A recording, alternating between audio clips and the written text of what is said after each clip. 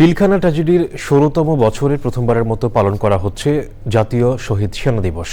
স্বরাষ্ট্র উপদেষ্টা বলেছেন, হত্যাকাণ্ডের ঘটনায় গঠিত তদন্ত কমিশনের মাধ্যমে দোষীদের যথাযথ শাস্তি নিশ্চিত করা হবে।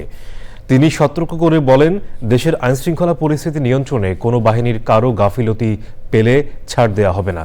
সাদি মাহমুদের রিপোর্ট। পিলখানা ট্র্যাজেডির পর কেটে গেছে ১৬ বছর। দীর্ঘ সময়েও শোক কাটিয়ে উঠতে পারেননি শহীদদের স্বজনরা।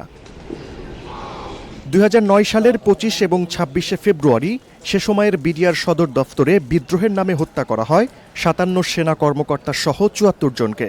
প্রতি বছর এই দিনটিতে নিহতদের স্বজন ও সহকর্মীরা জড়ো হন বনানীর সামরিক কবরস্থানে, শ্রদ্ধা, ভালোবাসা আর দোয়ায় স্মরণ করেন তাদের।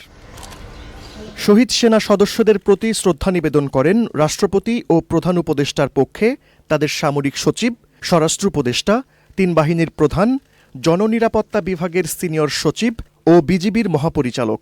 পরে শহীদদের স্বজনরা শ্রদ্ধা জানান। আমরা যারা বিচারটা দেখে যেতে পারি, আর যারা মারা গেছে তাদের আত্মাটা শান্তি পায় যে বিচার হচ্ছে। শেখ হাসিনার রেজিমে বিচারটা কখনো হবে না, কারণ ওখানে তৎকালীন প্রধানমন্ত্রী নিজেই এই হত্যাকাণ্ডের সাথে সরাসরি জড়িত। যতদিন না মৃত্যু হয় ততদিন বিচার চাবো, সঠিক বিচার, এবং কারা ছিলেন তাদের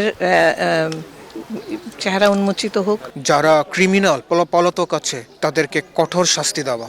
অন্য কোনো দেশের লোক হোক না কেন, উই ওয়ান্ট জাস্টিস। দোষীদের যথাযথ শাস্তি নিশ্চিত করার প্রত্যয় জানান স্বরাষ্ট্র উপদেষ্টা। বর্তমান আইন শৃঙ্খলা পরিস্থিতি নিয়েও কথা বলেন তিনি। তাদের দুইটা মেইন দাবি ছিল, একটা হলো বিচারের দাবি, আর একটা হলো এই শহীদ সেনা দিবস ঘোষণা করা।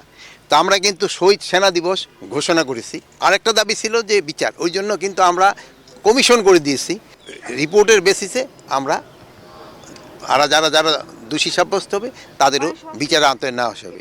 যদি কোনো জায়গায় কোনো রকমের গাফলতি আমার কর্মচারী বা আমার বাহিনীর ভিতরে থাকে, আমি তাদের আইনের আওতায় নিয়ে আসবো। বিএনপির পক্ষ থেকে শ্রদ্ধা জানান দলটির মহাসচিব।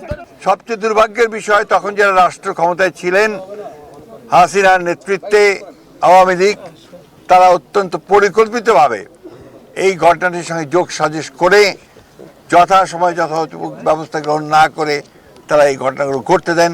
দীর্ঘ ১৬ বছর পর চলতি বছর থেকে দিনটি জাতীয় শহীদ সেনা দিবস হিসেবে পালন করা হচ্ছে। সাদি মাহমুদ, চ্যানেল আই, ঢাকা।